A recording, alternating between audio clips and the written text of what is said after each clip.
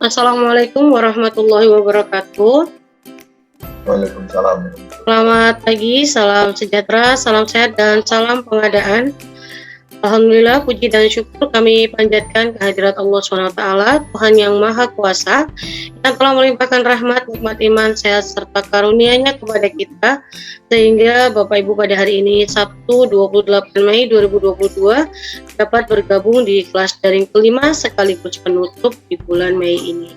Kali ini kita akan membahas tentang peningkatan kapasitas anggota kelompok kerja pemilihan pejabat pengadaan, yaitu Kapita Selekta Proses Pemilihan Penyedia Pemerintah.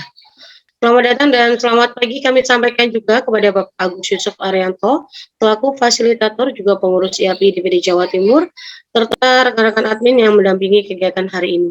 Bersama kami tim admin IAPI DPD Jawa Timur, ada saya Mbak Neno, ada Mbak Upi, dan ada Mbak Ira. Dan hari ini bertepatan dengan ujian sertifikasi pengadaan barang jasa kompetensi level 1 yang sedang berlangsung di Nabire yang didampingi oleh Mas Wawan.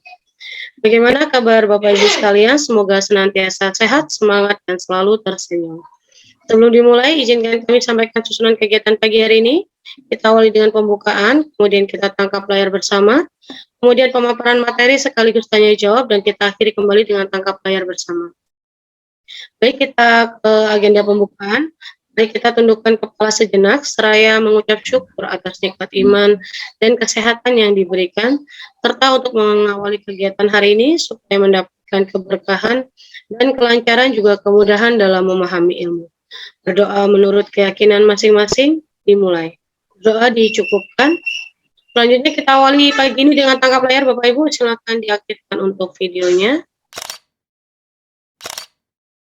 Baik, terima kasih Bapak Ibu. Berikutnya yaitu pemaparan materi yang akan disampaikan oleh Bapak Agus Yusuf Arianto atau yang akrab dipanggil oleh Bapak Agus Alkaf. Beliau selaku seksi teknis tim pendamping kontrak PBJ, procurement advisor, saksi ahli juga fasilitator tetap PBJ di IAPI DPD Jawa Timur. Kemudian untuk tata tertib hari ini akan kami sampaikan yaitu kegiatan akan berlangsung selama 2 jam 30 menit. Video mohon untuk tetap aktif selama kelas berlangsung. Mohon tidak merokok selama kegiatan berlangsung di depan layar Zoom. Kemudian audio aktif hanya panitia dan fasilitator untuk menjaga agar suara fasilitator terdengar jelas dimanapun Bapak Ibu berada. Dan chat di Zoom akan tetap diaktifkan sebagai sarana komunikasi. Jika Bapak Ibu ada keperluan, mau ke toilet atau ada keperluan lain, dapat disampaikan di chat Zoom. Sesi tanya jawab akan menggunakan aplikasi Slido, chat Zoom, dan interaktif dengan resen. Baik, kepada Pak Agus Alkaf, disilakan. Baik, terima kasih Mbak Neno. Teman-teman dari IAPI Jawa Timur, saya sampaikan selamat pagi. Assalamualaikum warahmatullahi wabarakatuh. Waalaikumsalam warahmatullahi wabarakatuh. Dan juga teman-teman yang ikut aktif dalam kegiatan webinar pada pagi hari ini. Mohon maaf, mungkin kurang begitu bagus tampilan saya, karena saya Bapak kameranya kurang turun sedikit, jadi kepotong wajahnya. iya. Nah, terlihat. Ini sampun, Pak. Oke. Mohon maaf karena kondisi darurat. Baik, Bapak sekalian, hari ini kita akan bahas mengenai tugas pokok dan kewenangan dari Pokja Pemilihan, termasuk di dalamnya adalah pejabat pengadaan. Kenapa kita jadikan satu? Karena peran kedua pelaku pengadaan ini adalah sama, yaitu memilih penyedia. Ya, walaupun nanti untuk pejabat pengadaan itu ada kewenangan yang lebih dibandingkan Pokja, antara lain adalah melaksanakan rekrutasi. Baik, saya akan cepat saja, mudah-mudahan bisa ditangkap apa yang kita bicarakan pada pagi hari ini. Ya. Karena saya yakin ini peserta semuanya adalah sudah terbiasa dalam pengadaan barang dan jasa. Jadi kita banyak diskusi saja mungkin nanti ya. Banyak diskusi, saya akan paparan sebentar dari sekilas. Bahan yang saya sajikan itu hanya sekedar menambah wacana saja, menambah pengetahuan, karena sebetulnya Bapak sekalian juga sudah paham ya. Jadi mari kita banyak-banyak diskusi untuk memahami apa itu peran dari Pokja Pemilihan atau pejabat pengadaan dalam pengadaan barang dan jasa. Oke, saya mulai dari tahapan persiapan pemilihan. Apa yang dilakukan Pokja Pemilihan atau pejabat pengadaan ketika dia melaksanakan persiapan pemilihan, persiapan pemilihan penyedia. Bapak Ibu sekalian, selaku pokja pemilihan, tugas Bapak Ibu sekalian adalah mencarikan penyedia, memilih penyedia yang akan berkontrak dengan BPK. Oleh karena itu, Bapak Ibu sekalian jangan lupa bahwa kontrak perikatan yang akan dilakukan oleh BPK itu tunduk pada Kitab Undang-Undang Hukum Perdata terkait dengan perjanjian atau perikatan. Di mana salah satu asas yang harus dipenuhi adalah para pihak di dalam pengadaan, di dalam berperikatan harus memiliki kecakapan. Ya.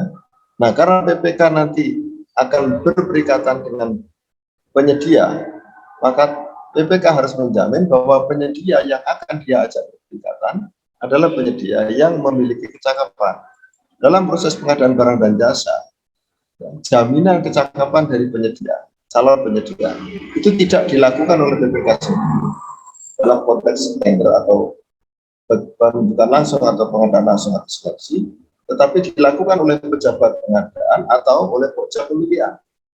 Ada kewenangan yang terpisah. Kenapa? Karena supaya ada kontrol dalam satu tahapan, tiap-tiap tahapan dalam proses pengadaan itu ada mekanisme kontrol yang dilakukan oleh para pihak di dalam pengadaan barang dan jasa. Kalau semuanya dilakukan oleh BPK, nanti tidak ada mekanisme kontrol.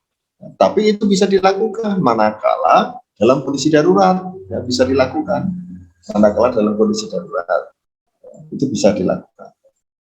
Baik, pada tahap persiapan apa yang harus dilakukan oleh pokja pemilihan, ya, saya akan mulai dengan gambaran umum mengenai tahapan yang dilakukan oleh penyedia pokja pemilihan, oleh pokja pemilihan atau pengadaan. Yang pertama, dia akan melakukan review terhadap dokumen persiapan pengadaan yang disajikan oleh BPK atau pejabat pembuat komitmen. Jadi dasar yang dokumen pokok yang dijadikan oleh pokja pemilihan atau pengadaan melaksanakan proses pemilihan penyedia itu adalah dokumen persiapan pengadaan yang dilakukan, yang dibuat oleh BPK.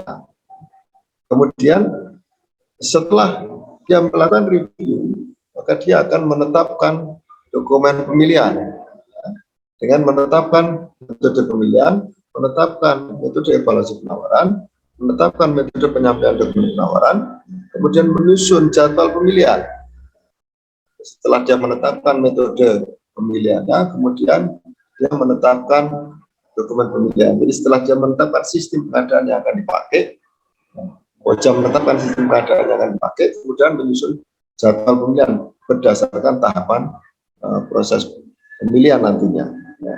Kemudian menetapkan dokumen pemilihan, lalu dilaksanakanlah proses pemilihan penyedia atau pelaksanaan proses pemilihan. Dan kita akan bicara ini dulu. Baik, apa itu review dokumen pemilihan? Review dokumen persiapan pengadaan adalah tindakan dari pokja pemilihan atau pejabat pengadaan dengan meninjau ulang dokumen spesifikasi teknis atau KAK, HPS, dan rancangan kontrak yang sudah ditetapkan oleh BPK. Tujuannya untuk memastikan bahwa spesifikasi itu merupakan kualitas barang atau jasa yang ada di pasar, yang memenuhi kebutuhan pengguna barang atau jasa. Jadi menjamin itu, jangan sampai barang yang kita beli, barang yang spek yang kita dirumuskan oleh BPK ternyata tidak ada di pasar atau barang itu discontinue. Ya, kalau barang itu discontinue, secara otomatis pokja harus menginformasikan kepada BPK bahwa ini nanti paket tender nggak bisa jalan karena speknya tidak ada. Barang yang Anda tetapkan spesifikasinya itu tidak ada di pasar, discontinue. Nah, itu yang harus dilakukan oleh pokja. Pokja punya pengalaman itu, pokja punya pengalaman dalam melaksanakan proses pemilihan di sebelum pekerjaan yang dia akan laksanakan atau akan tenderkan. Kemudian mereview terhadap HPS, apakah harga perkiraan sendiri sudah disusun dengan benar, apakah harga perkiraan sendiri sudah disusun dalam waktu yang tidak lama, dibandingkan dengan jangka waktu ketika penyedia atau peserta tender harus memasukkan dokumen penawaran. Karena apa? Karena HPS itu diharapkan itu apple to apple, sebanding sama dengan harga yang ada di pasar, yang nantinya di-create atau diciptakan oleh peserta tender untuk menawarkan pekerjaan kita. Oleh karena itu, ketika nyusun HPS, saya selalu bilang, nyusun HPS jangan menggunakan standar harga satuan kepala daerah, jangan menggunakan standar harga satuan dari kementerian, karena itu untuk input anggaran. Nyusun HPS ya, survei pasar, lakukan pendalaman terhadap harga yang ada di pasar. Nah, Pokja boleh menanyakan kepada BPK, boleh mengevaluasi, mereview dokumen yang dibuat oleh BPK, apakah HPS sudah mencerminkan kondisi harga pasar. Bisa dengan melihat hasil tender sebelumnya untuk pekerjaan yang sejenis, bisa dijadikan sebagai acuan. Atau Pokja bisa mendapatkan informasi dari pasar secara mandiri. Kemudian rancangan kontrak. Kita ketahui Bapak sekalian, kontrak adalah strategi yang dibuat dalam bentuk tulisan yang nantinya akan dijadikan dasar perserikatan antara BPK dengan penyedia selaku pelaksana pekerjaan untuk menjamin bahwa pelaksanaan pekerjaan akan bisa selesai tepat mutu, tepat waktu, ya, dan tepat harga. Oleh karena itu, dalam menyusun rancangan kontrak, BPK harus memperhatikan spesifikasi teknis barang dan jasa yang diadakan, memperhatikan waktu ya, dari kemanfaatan barang dan jasa itu yang diadakan, memperhatikan biaya yang disediakan dan harga yang ada di pasar. Nah, dalam proses pembuatan rancangan kontrak ini, Pokja boleh melakukan review terhadap rancangan kontrak yang disusun oleh BPK.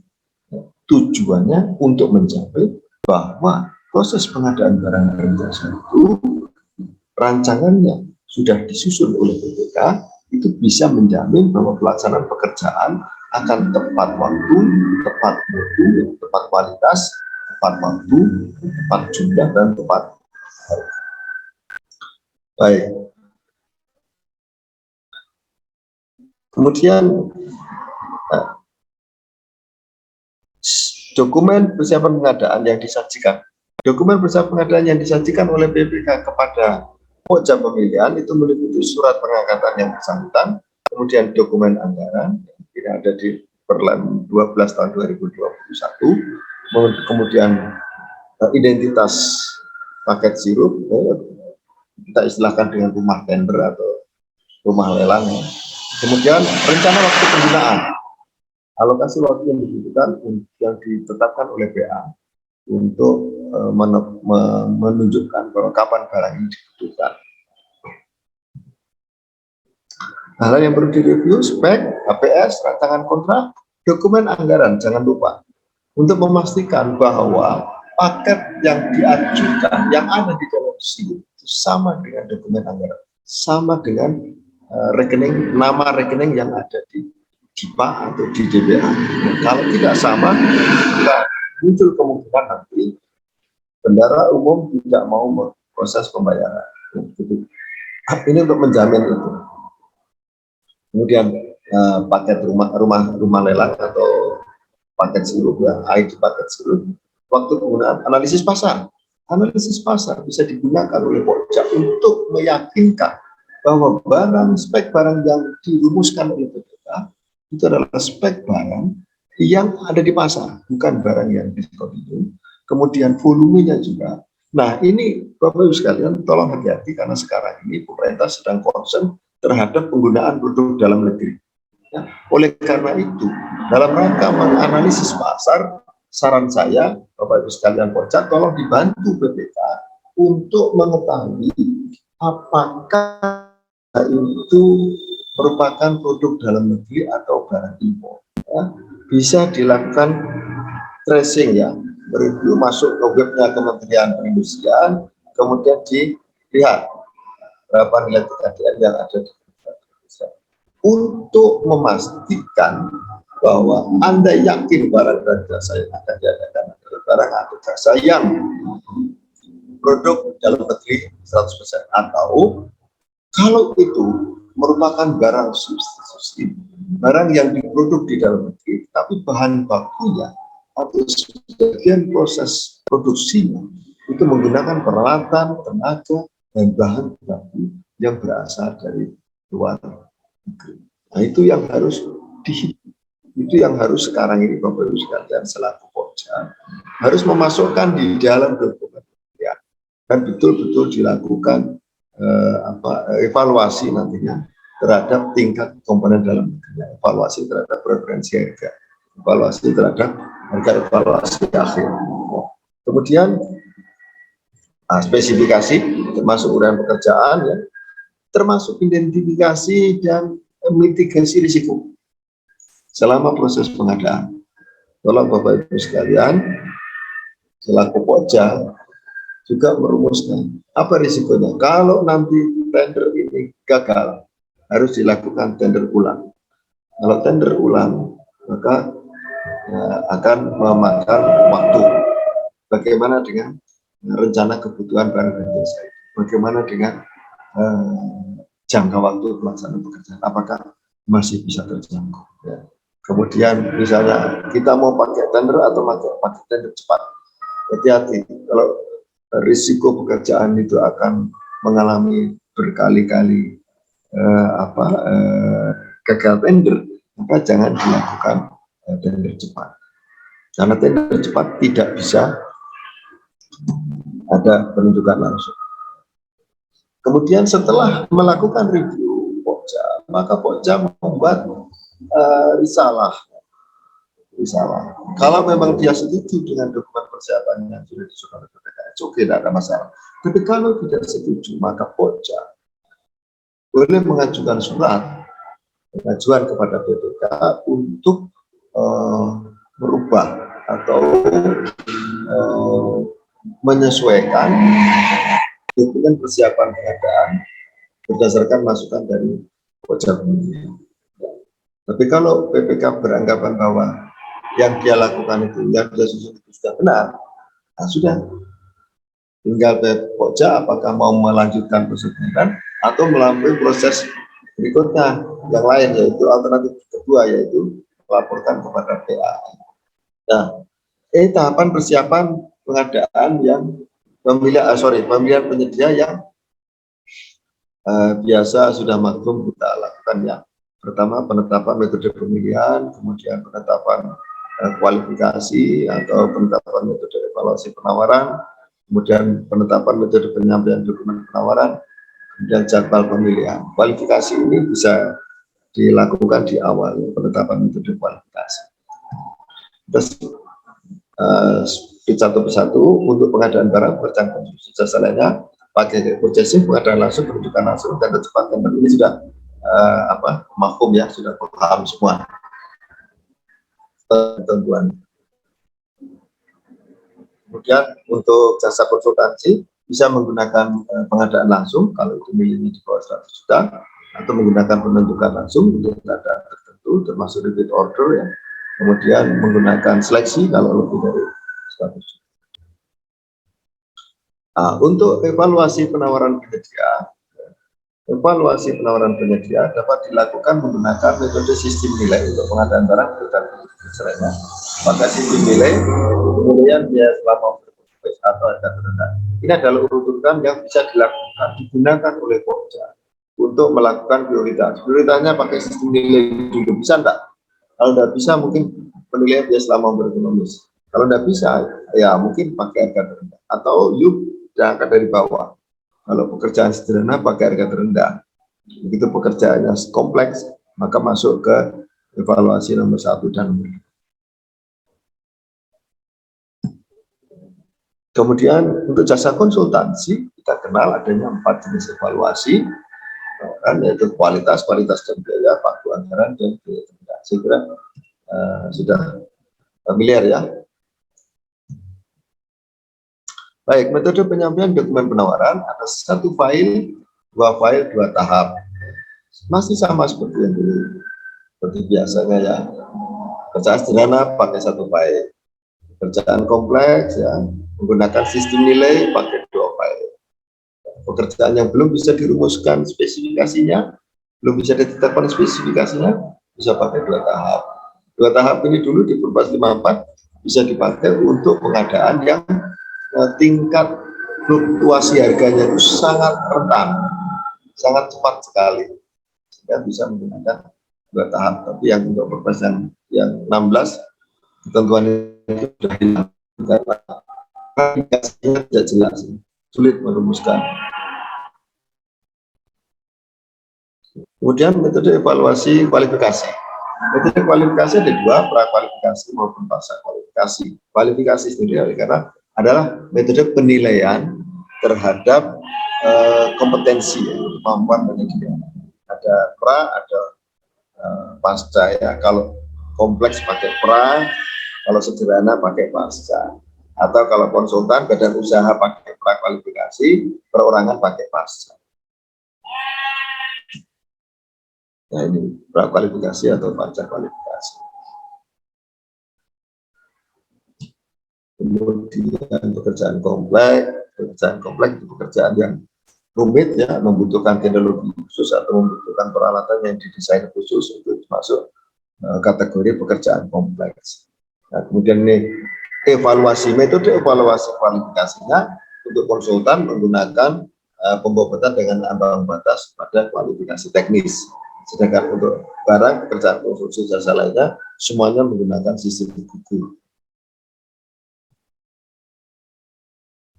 Apabila pelaku usaha itu sudah berkualifikasi dalam sikap, ya, maka tidak perlu pembuktian kualifikasi karena sudah dikualifikasi oleh verifikator.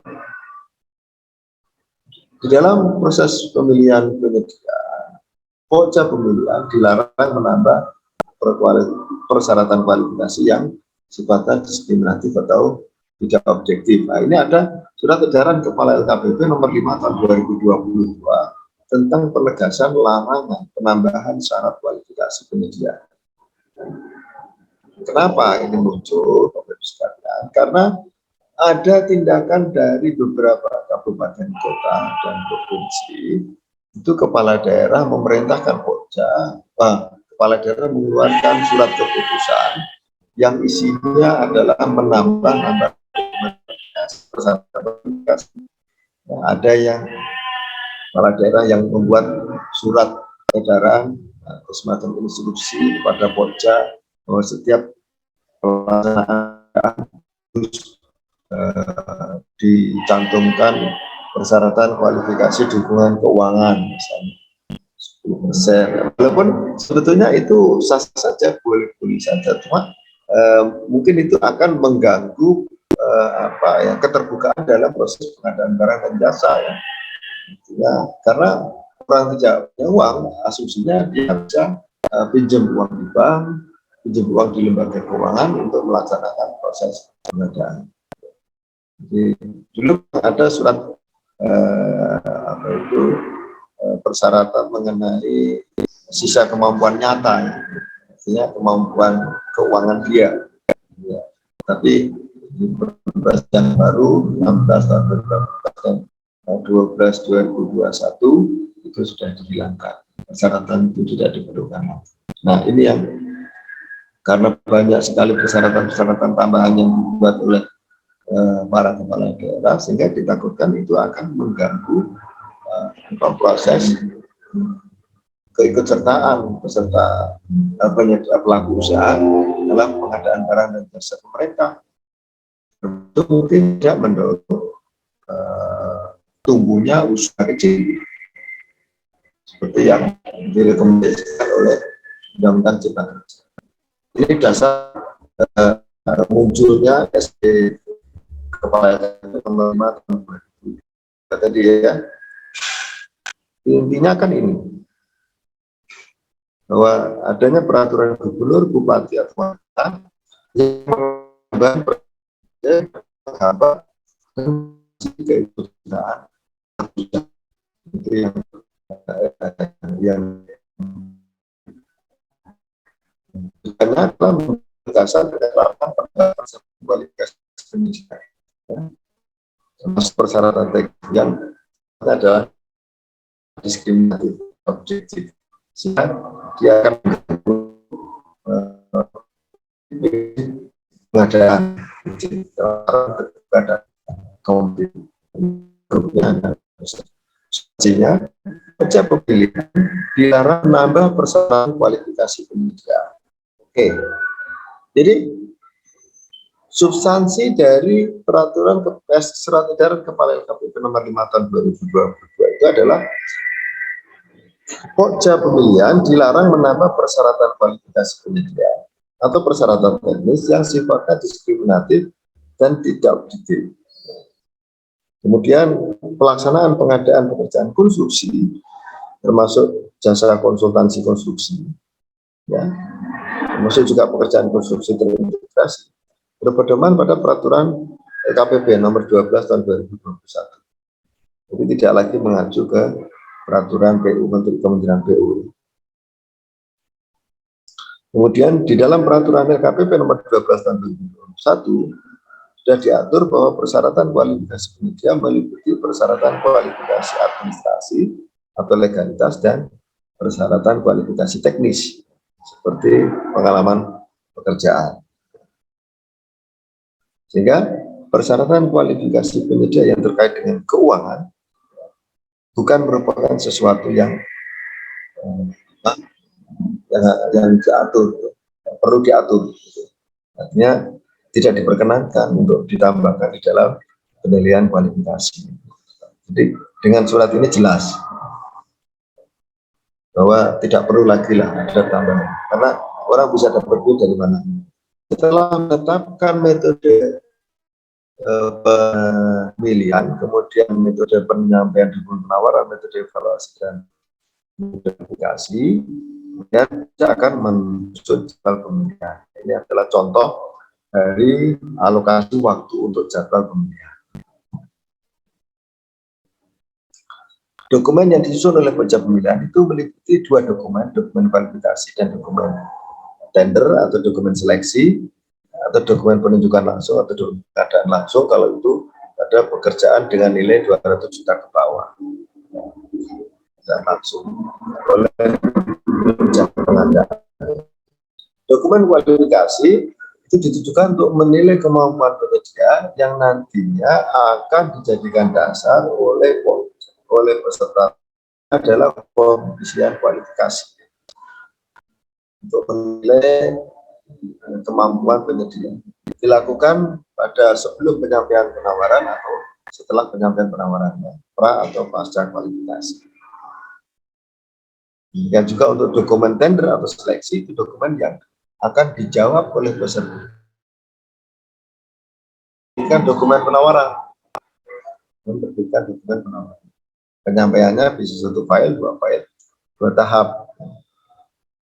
Metode evaluasinya tadi pakai harga terendah, sisi nilai atau penilaian biaya selama umur. Kalau konsultan menggunakan kualitas dan biaya, pagu anggaran dan biaya terendah. Nah, apa sih itu dokumen pemilihan? Dokumen pemilihan adalah dokumen yang ditetapkan oleh pokja pemilihan atau pokja pengadaan, yang termasuk agen pengadaan kalau ada agen pengadaan, yang di dalamnya memuat informasi dan ketentuan yang harus ditaati oleh para pihak dalam pemilihan penyedia. Tujuan disusunnya dokumen pemilihan adalah untuk memberikan informasi yang lengkap tentang tata cara pelaksanaan proses pemilihan penyedia barang dan jasa. Kemudian memberikan informasi yang lengkap tentang ketentuan-ketentuan dalam pelaksanaan pekerjaan, dan terakhir memberikan acuan bagi peserta pemilihan dalam menyusun dokumen penawaran. Jadi ini adalah undang-undang yang diberlakukan dalam proses pemilihan penyedia, harus diikuti oleh pokja pemilihan, harus ditaati oleh pokja pemilihan dan peserta. Kalau ada perubahan, kalau ada yang harus disesuaikan, maka itu bisa disesuaikan pada tahap analisis dengan adendum perubahan dokumen. Setelah muncul penawaran, tidak boleh ada perubahan dokumen, tidak boleh. Kemarin ada salah satu tim pokja menanyakan ke saya, Pak, apakah boleh dalam evaluasi itu kita kita merubah dokumen spesifikasi, sehingga akan mempengaruhi tata cara evaluasi. Kalau kita tidak boleh, BPK tidak boleh merubah. Kalau BPK mau merubah, sebaiknya harusnya dirubah pada saat sebelum penyampaian penawaran, yaitu pada saat rapat pemberian informasi. Jangan setelah peserta memasukkan dokumen penawaran, kemudian dilakukan perubahan, tidak bisa.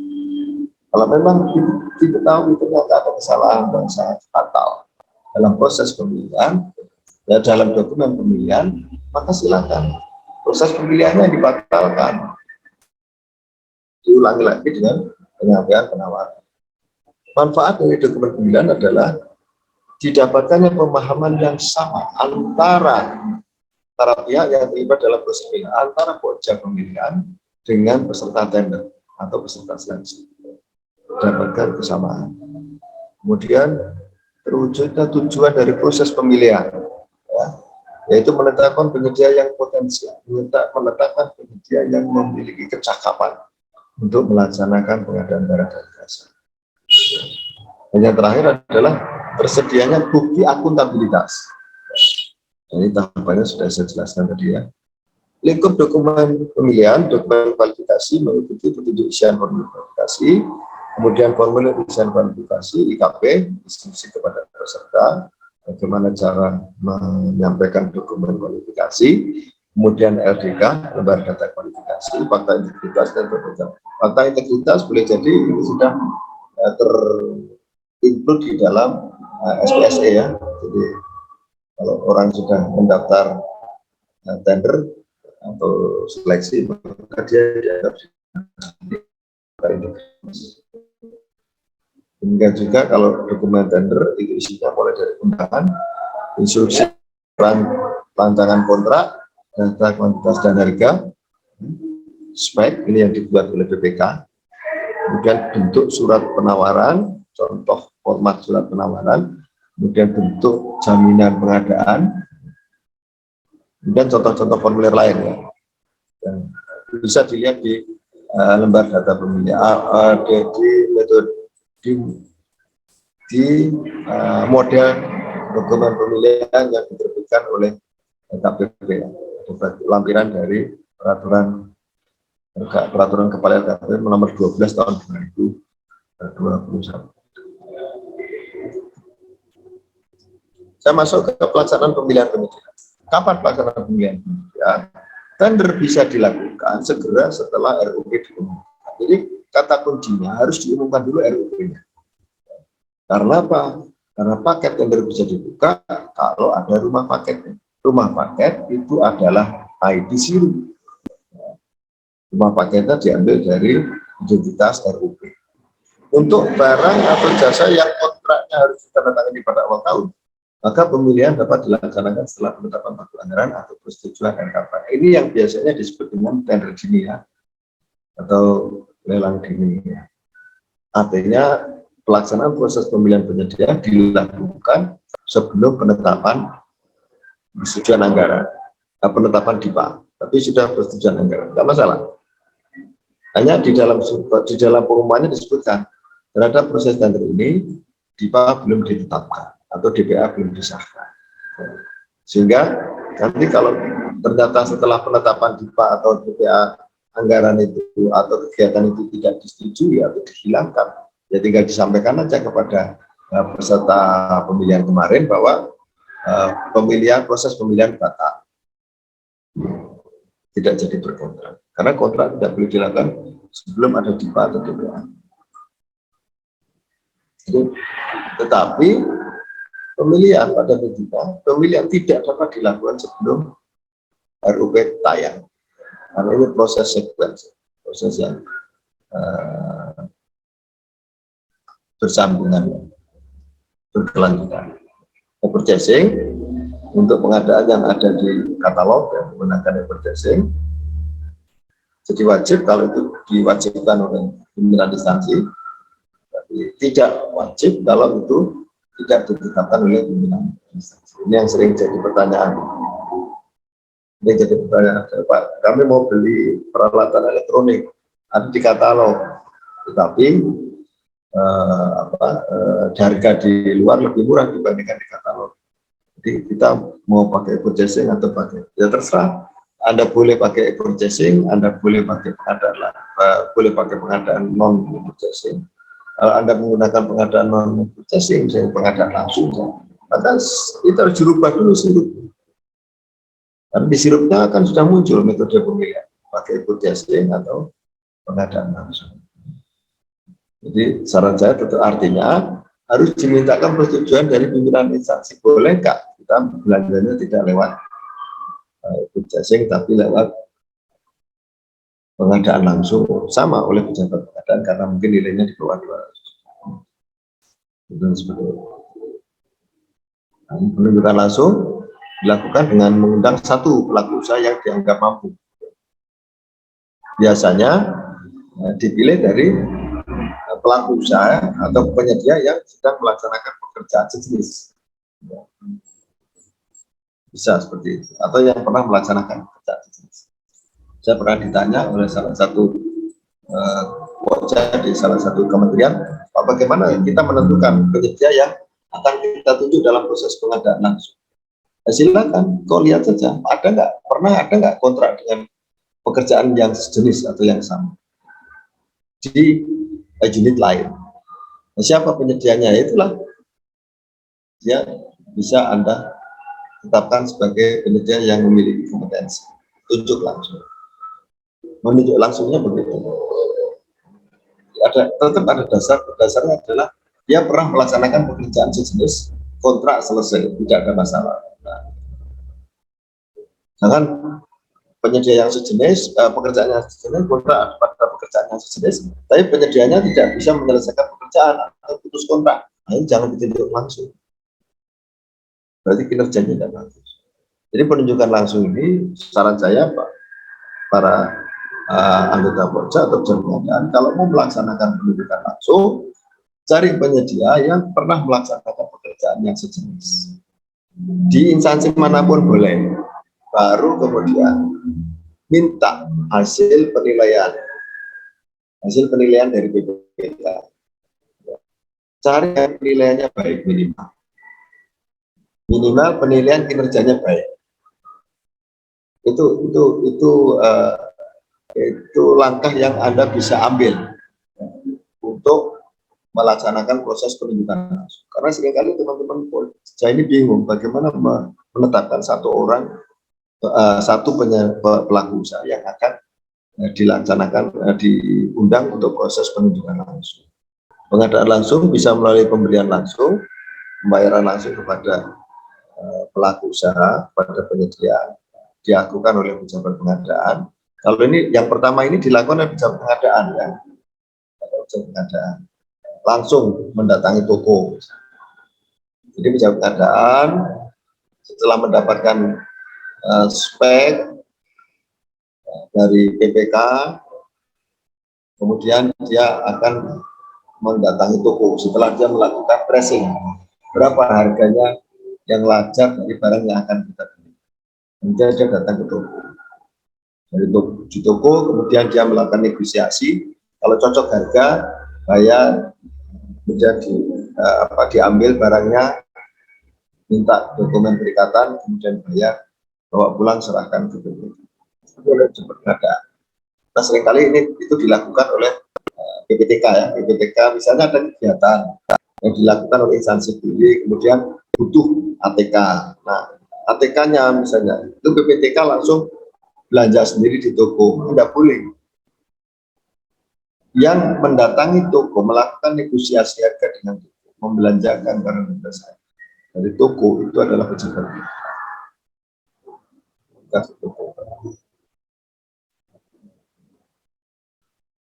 Kalau dia menggunakan pembelian langsung, karena metode pembelian langsung ini hanya bisa dilakukan oleh pejabat pengadaan, bisa digunakan oleh pejabat pengadaan. Kemudian pengadaan langsung dengan bukti perikatan berbentuk SPK. Nah, kalau ini maka diawali dengan permintaan penawaran. Supaya kasihkan dana PS, serta rancangan SPK, kemudian serahkan ke pejabat pengadaan. Pejabat pengadaan mengundang satu penyedia yang dianggap mampu, kemudian dilakukan proses pengadaan langsung, proses pemilihan penyedia menggunakan metode pengadaan langsung. Jadwalnya dibuat sendiri, disusun oleh BPK. Oleh pejabat pengadaan. Begitu sudah dikirimkan penawarannya itu dievaluasi, administrasi, kualifikasi, kemudian teknis, harga. Jangan lupa setelah masuk ke dilakukan negosiasi sukses ditetapkan sebagai pemenang. Kalau negosiasi gagal, maka boleh jadi pejabat pengadaan mengundang penyedia lain untuk menyampaikan penawaran, kemudian dilakukan negosiasi. Jadi pengadaan langsung boleh gagal, bisa gagal apabila negosiasi tidak mencapai kata sepakat. Tender cepat apabila penyedia sudah kualifikasi dalam sikap, kemudian dilakukan dengan memasukkan penawaran harga saja. Ini yang proses tahapan melalui tender atau seleksi dengan prakualifikasi dilakukan dengan diawali dengan pelaksanaan prakualifikasi ya, A sampai dengan F,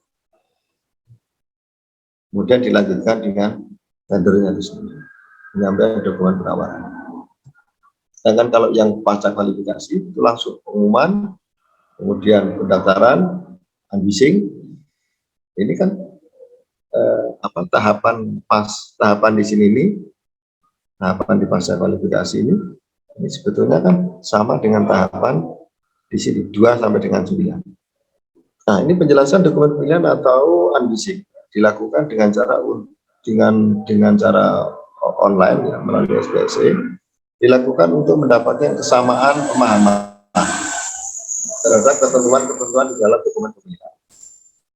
Peserta boleh mengajukan pertanyaan, kemudian pojok akan harus menjawab pertanyaan yang diajukan oleh peserta, kecuali pertanyaan itu sudah pernah diajukan sebelumnya. Jadi ada pertanyaan dari pertanyaan nomor 3 ternyata pernah ditanyakan oleh peserta sebelumnya di nomor 1 ya, ini tidak usah dijawab. Sampaikan itu sudah pernah ditanyakan, sudah pernah dijawab. Dokumen pemilihan juga, penjelasan dokumen pemilihan juga dimaksudkan untuk mendapatkan masukan. Ya, karena mungkin isi dari dokumen pemilihan itu ada yang perlu disesuaikan.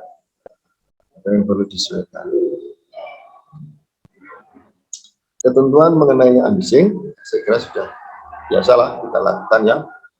Penawaran maksudnya adalah melakukan penilaian terhadap penawaran yang disampaikan oleh peserta. Maksudnya untuk mendapatkan kandidat siapa yang akan memenangkan kompetisi, maka dilakukan evaluasi penawaran. Evaluasi penawaran menggunakan acuan yang ada di dokumen pemilihan dengan cara membandingkan antara dokumen pemilihan dengan dokumen penawaran, terpenuhi atau tidak ketentuan-ketentuan yang diminta oleh dokumen pemilihan, terpenuhi atau tidak di dokumen penawaran. Maksudnya adalah untuk menjamin bahwa penyedia yang terpilih betul-betul penyedia yang bisa memenuhi kualifikasi ya, seperti yang diharapkan diminta oleh BPK, sehingga dia nanti diharapkan memiliki kecakapan untuk melaksanakan proses pengadaan barang. Ini aspek-aspek yang perlu diperhatikan dalam evaluasi penawaran.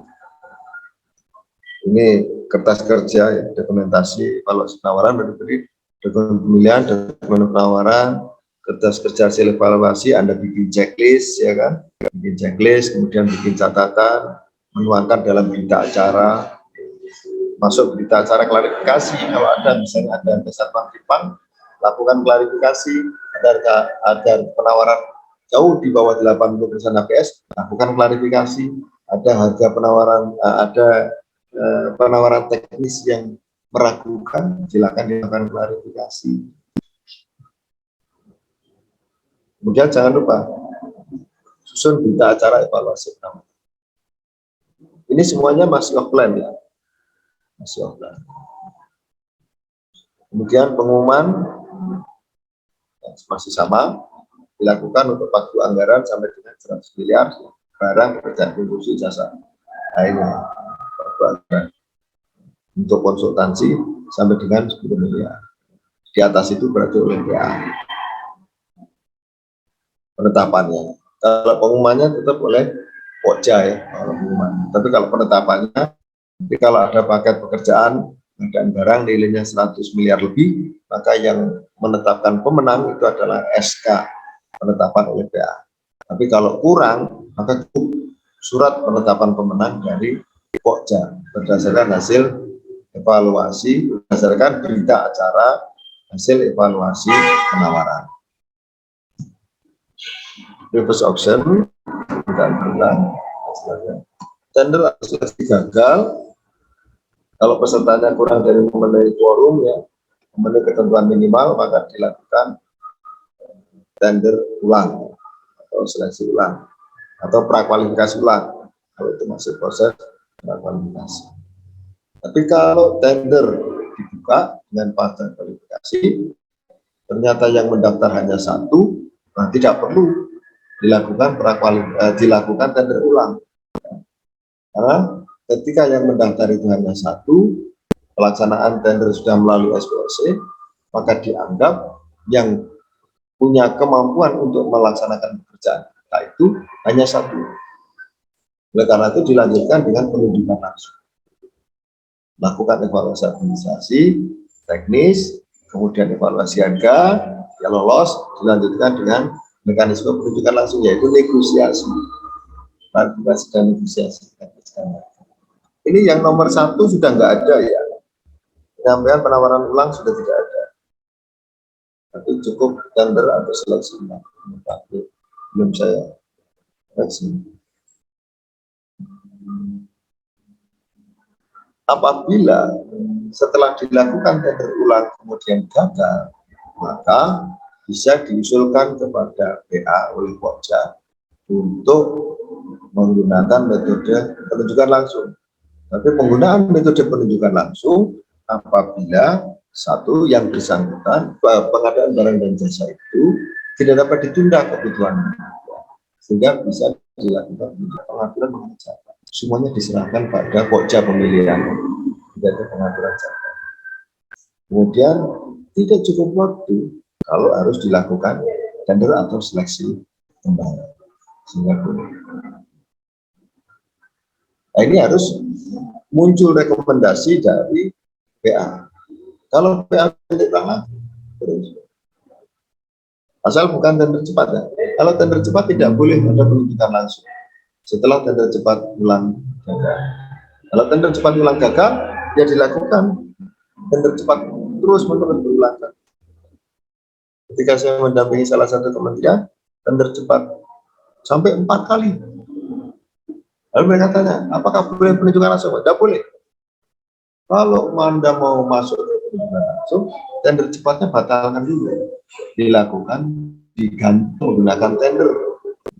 Baru nanti kalau sudah tender ulang gagal, Anda bisa mengusulkan ke PA untuk menggunakan metode penunjukan langsung.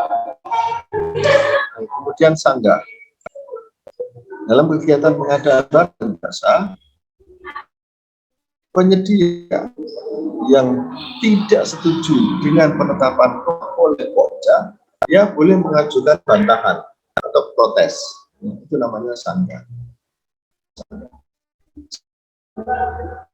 Hanya diberikan waktu 5 hari dong setelah pengumuman dibuka, setelah penetapan pengumuman pemenang dibuka. Jadi setelah pengumuman pemenang itu dimunculkan, tayang, kemudian Pokja memberi waktu 5 hari untuk peserta yang tidak puas itu mengajukan bantahan. Kalau untuk pekerjaan non konsumsi, maka boleh hanya sampai pada tahapan sanggah, tidak ada sanggah banding. Tapi kalau konsumsi ada sanggah banding. Penyampaian sanggah itu dilakukan melalui SPSE. Tapi kalau peserta menyampaikan sanggahan last minute, misalnya batas akhir 5 hari itu selesai jam 10, dia jam 9 mengupload dokumen sanggah, surat sanggahan, maka Pokja punya waktu 3 hari setelah masa sanggah berakhir untuk menjawab. Kemudian sanggah banding, kalau sanggah banding, dia pada pekerjaan konstruksi, di mana peserta yang menyanggah, yang mengajukan sanggah, kemudian tidak puas atas jawaban sanggah kerja, dia mengajukan sanggah banding. Ya. Nah, sanggah banding itu akan menghentikan proses pengadaan. Karena itu dia harus diberikan kompensasi dalam bentuk jaminan. Kalau penyedia peserta tender mengajukan sanggah banding, maka dia harus menyerahkan jaminan sanggah banding yang nilainya 1 sampai dengan 3% dari 1% dari harga atau dari panggilan.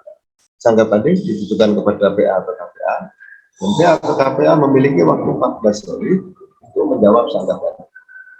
Nah, caranya PA KPA mengajukan ke inspektorat untuk memeriksa apakah sanggah banding ini diterima, tolak.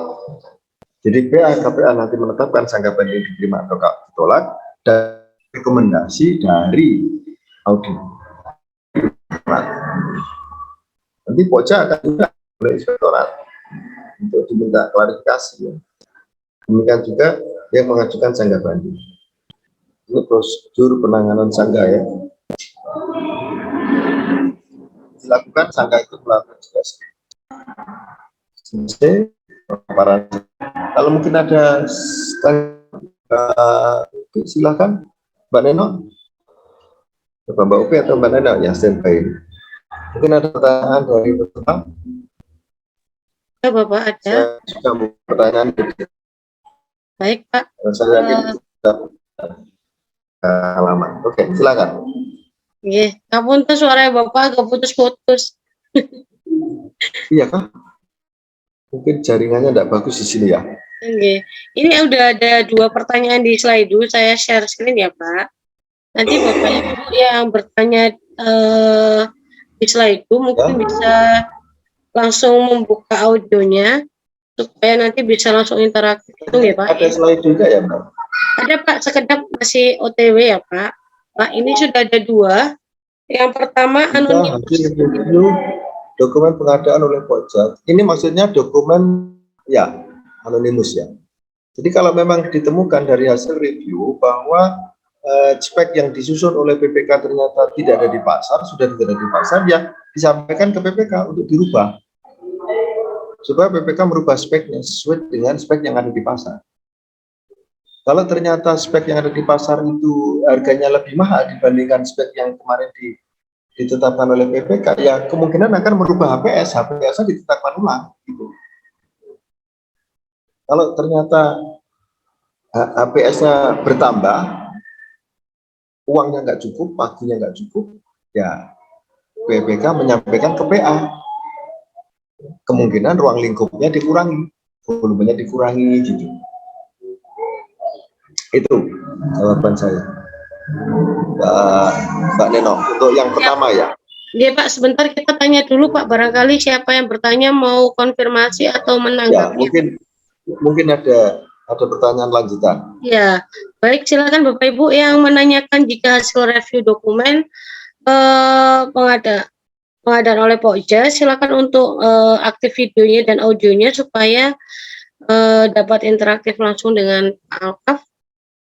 Kalau masih belum ada, kita lanjut ke Pak Krisna ya Pak, yang kedua dari PBJ Magetan. Apakah monitor Bapak? Pak Krisna? Berkaitan dengan HPS idealnya berapa sumber yang digunakan? Berapa sumber yang digunakan? Baik, sumber informasi data yang digunakan hanya memberikan arahan minimal 2, ya minimal 2 sumber informasi. Kalau PPK mau menemukan lebih dari 2 atau timnya PPK bisa menemukan lebih dari 2, itu lebih bagus. Tetapi aturan yang dibuat oleh Pres itu hanya 2, minimal 2. Pak Krisna, apakah ada? Mungkin Pak Krisna mau menanggapi? Ya, ini Sudah Selamat buka pagi, audio. Pak. Iya, Halo, Mas. loh. Maaf, Mbak, kameranya nggak bisa, harus sedang Oh, ada. nggih, silakan Pak. Ini Pak mau tanya aja nih untuk HPS, Pak. Jika digunakan minimal 2, seperti saran Pak Agus. Kan terkadang kita pas pada waktu pelaksanaan selain menggunakan apa namanya langsung survei ke pasar, kan juga bisa menggunakan apa namanya itu harga standar bupati. Nah, terkadang pada waktu apa namanya penawaran itu banyak juga terdapat penawaran yang kurang dari 80% HPS, Pak. Hmm. Ini kan banyak itu apalagi untuk yang konstruksi. Nah, Ya. itu gimana ya, Pak ya? Apakah 2 itu sudah cukup atau bisa lebih, Pak?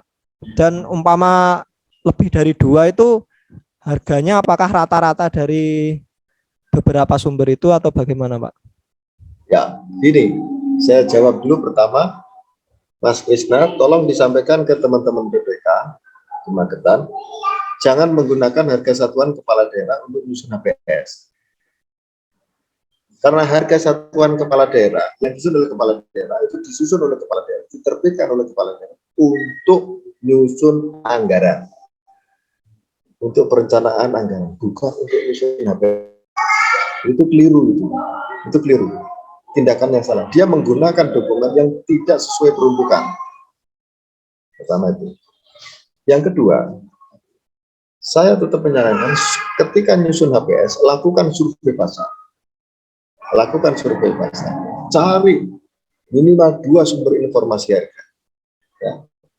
Sumber informasi harga bisa dari pelaku usaha atau dari produsen. Ya.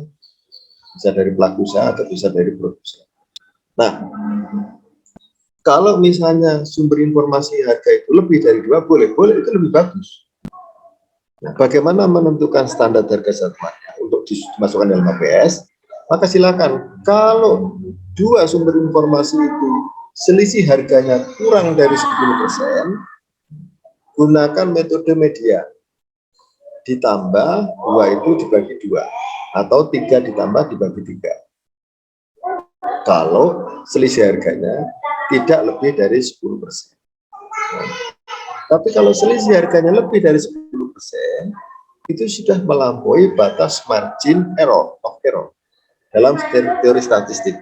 Maka gunakan teori psikologis. Maksudnya teori psikologis adalah gunakan harga yang termurah. Artinya harga yang mahal itu adalah harga yang distorsi, harga yang tidak benar. Harga yang kita yakini itu tidak benar. Jadi yang kita ambil akhirnya harga yang paling murah. Karena ada distorsi harga.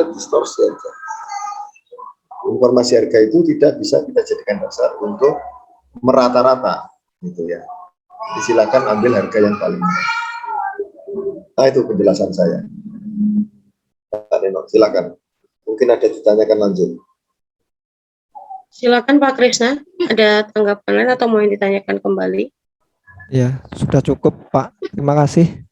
Baik, terima kasih. Ya, sama-sama. Salam buat Budia ya. Oh iya, Pak. Nggih. Ya Allah. Sebenarnya yang poin penting untuk materi ini di mana ya Pak? Mungkin barangkali masih bingung mau menanyakan. Ya, yang Saking banyak banyak. sekali, yang banyak sekali tidak dilakukan oleh teman-teman Pokja adalah review, Pak. Review dokumen persiapan. Jadi mereka menerima begitu saja dokumen persiapan yang ditetapkan oleh PPK, sehingga muncul nanti akhirnya kesulitan di dalam kegagalan di dalam proses pengadaan, di dalam proses pemilihan penyedia. Harus dilakukan review kontra, harus dilakukan addendum kontra, itu muncul karena tidak ada review dalam proses pemilihannya. Jadi saran saya yang pertama kali tetap harus dilakukan oleh Pokja, tolong lakukan review dan buat berita acara terhadap review, dilakukan review. Jangan sampai tidak dilakukan review. Kalau itu adalah kami ini adalah tanggung jawab dari Pokja. Dulu memang Di Perpres yang lama memang tidak ada kewajiban seperti itu. Anggap itu bukan sesuatu yang urgent, padahal sebetulnya itu langkah awal. Kita bisa sukses melaksanakan proses pemilihan kalau memang proses pemilihan itu benar, ya, proses pengadaan persiapannya benar, kemudian proses persiapan pemilihannya benar. Seringkali PPK itu di dalam dia menyusun persiapan pengadaan itu tidak benar. Karena kenapa? Dia tidak fokus di pengadaan, tapi dia hanya fokus di jabatan, yang ditupoksi jabatan. Kan itu. Itu, Mbak. Apakah masih ada yang mau disampaikan kembali, Pak? Mungkin supaya mencegah atau mungkin preventifnya. Saya hanya ingin mengingatkan Bapak Ibu sekalian bahwa sesuai dengan amanah Pak Presiden bahwa kita akan mendorong penggunaan produk dalam negeri, maka tolong diingatkan ke BPK ketika membuat spek, ketika melakukan review spek BPK, tolong betul-betul dicermati apakah BPK dalam menyusun spek sudah memperhatikan penerapan penggunaan produk dalam negeri. Ya, karena banyak sekali sekarang ini begitu sudah di gendang penggunaan produk dalam negeri sudah ditabuh oleh Presiden, kemudian BPKP menerbitkan surat format untuk laporan penggunaan produk dalam negeri, tapi ternyata banyak teman-teman dari PPK di daerah terutama yang mereka berkontrak dengan penyedia yang tidak dilengkapi dengan dokumen TKDN. Nah, ini akan menjadi kesulitan nanti di dalam menyampaikan laporan. Sehingga jangan sampai muncul nanti instansi Bapak Ibu sekalian di garis merah oleh Sekretariat Presiden tidak mengindahkan perintah Presiden ya, dalam penerapan pengadaan barang dan jasa yang menggunakan produk dalam negeri. Tolong diingatkan, nanti dalam melakukan review, tolong dicermati apakah sudah memperhatikan ketentuan mengenai penggunaan produk dalam negeri. Kalau memang ada barang dan jasa barang yang mau dibeli itu TKDN-nya lebih dari 25%, ya silakan ditegaskan di dalam spek bahwa barang yang ditawarkan harus barang produk dalam negeri, gitu aja. Gitu. Enggak, memang.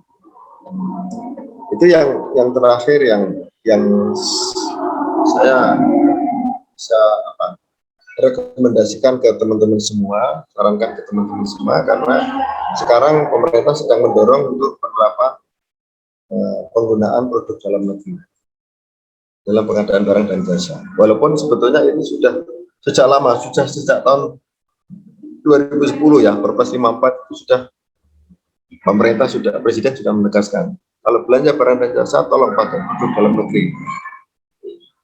Gitu. Oh, itu ada yang bertanya, Mbak Nino, di chat? Iya Pak, ini Pak Joni bertanya mengenai satu penggunaan referensi harga yang di dalamnya ada koefisien harga. Oh, sepertinya belum selesai mengetiknya. Pak Joni, silakan langsung buka audio saja Pak Joni, supaya bertanyanya lebih lengkap dan jelas. Apakah Pak Joni monitor? Ini soalnya ketiknya belum selesai sepertinya Pak. Dia tulis angka 1, berarti nanti ada angka 2-nya dong. Nah, selain itu kalimatnya belum selesai ini Pak, kayak keburu di-enter kan Pak. Penggunaan preferensi harga di dalamnya ada koefisien harga serta titik-titik. Nah ini titik-titiknya kita nggak bisa mengisi sendiri soalnya. Pak Joni monitor silakan. Benar, yang di dalamnya ada koefisien harga. Oh, koefisien harga. Koefisien harga. Apa ya maksudnya itu ya? Nah, ini sudah saya minta untuk buka audionya, masih belum respon Bapak. Itu koefisien preferensi. Atau mungkin untuk ini maksudnya pekerjaan konstruksi kali ya? Belum bisa berasumsi jadinya Pak, karena pertanyaannya menggantung. Pak Joni, silakan Pak Joni.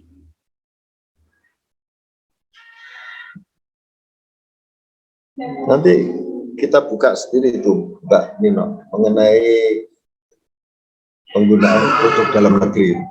Untuk jadwal berikutnya gitu ya Pak? Iya, banyak yang menanyakan itu. Boleh Pak, nanti Bapak langsung disampaikan judulnya ke Mbak Opi Pak untuk kelas berikutnya.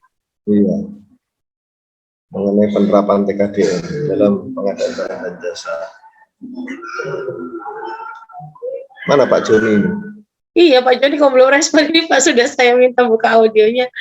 Saya tunggu 4 jam Nah, lagi. Pak Krisna mau bertanya lagi sepertinya Pak, silakan Pak Krisna.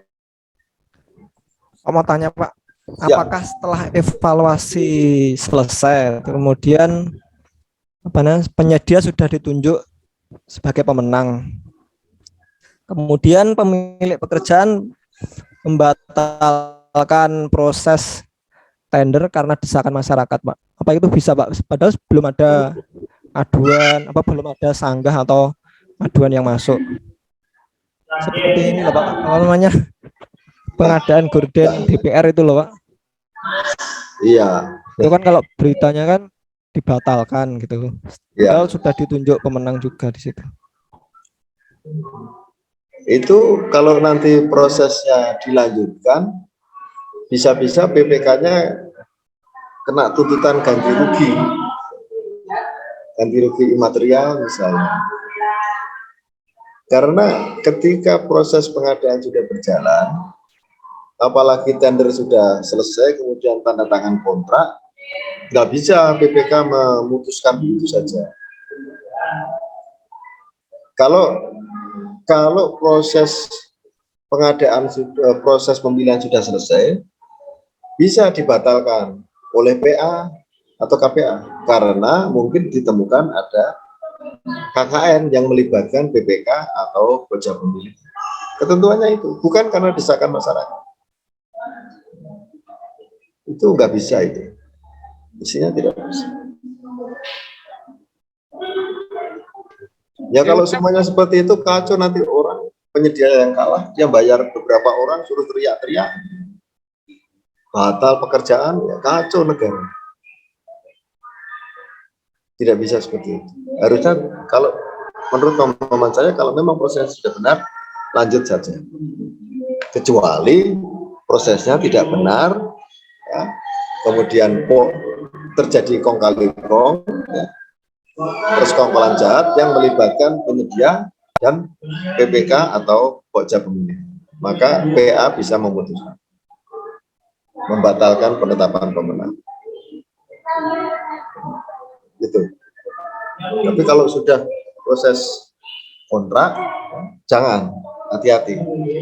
Karena kalau sudah proses kontrak nanti bisa dilakukan somasi, bisa diadukan ke pengadilan, bisa kena tuntutan imaterial, kacau. Itu Mbak Neno. Mas siapa tadi? Krisna ya? Iya Pak Krisna. Bagaimana Pak Krisna? Ya, ini kasusnya kan sama dengan kasus kursi DPR dulu kan? Iya. Yang sudah berkontrak, barang sudah dikirim, baru kemudian dikirimnya malam-malam, baru kemudian ada wartawan yang nyorot, kemudian muncul di media massa, kemudian batal itu. Pekerjaannya dibatalkan oleh mereka sendiri. Karena mereka PPK kemudian pelaksana pekerjaan menyadari bahwa ini terjadi persekongkolan jahat, sehingga mereka membatalkan sendiri. Kalau mereka membatalkan sendiri, oke, nggak masalah. Tapi kalau dibatalkan sepihak, ya nanti akan harus hati-hati karena boleh jadi nanti ada somasi. Kalau ada somasi kalah. Gitu, Mas Krisna.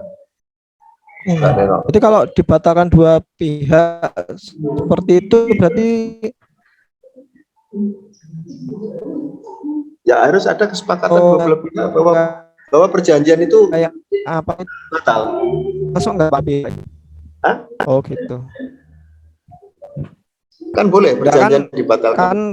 Kan sudah kontrak, ya sudah kontrak terus barang sudah dikirim terus kemudian dibatalkan oleh kedua pihak, itu berarti kalau umpama ada aduan atau bagaimana, APH itu bisa masuk nggak Pak?